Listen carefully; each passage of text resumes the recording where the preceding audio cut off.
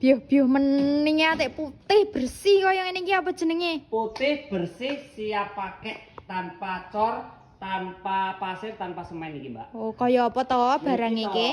Dapur komplit siap pakai. Heeh. Jan mening. Olise got mewah. Mewah janan kesane ngene iki. Wadah panggang. Oh iya. Tahu tempe sambal teri ben gak dicolongi kucing. Wah, aman no nek ngene iki. Aman to. Lah iki bahane apa to jane? Bahane aluminium composite panel, Mbak. Oh, alah, ACP.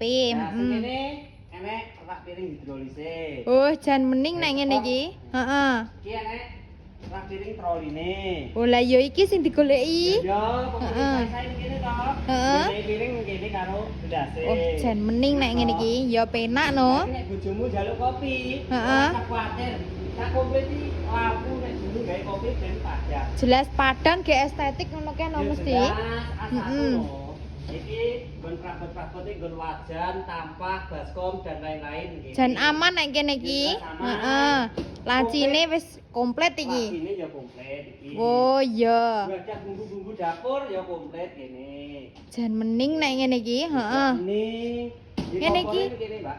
Nah, Oh, komplit kaya ngene iki bolongane. Iya, saya sak bolongane. Oh iya. Jan mening nek ngene iki. 4.500.000 tak tene teko omahmu. Gratis ongkir apa ora? Omahku Brebes lho. Brebes. Heeh. Jatim Jateng Madura Jogja gratis ongkir, bayare COD. Ngono kuwi carane pesen piye jajal? Bawa bioprofil lengkap to, garek ngetulne terhubung karo Mas Ki. Oke.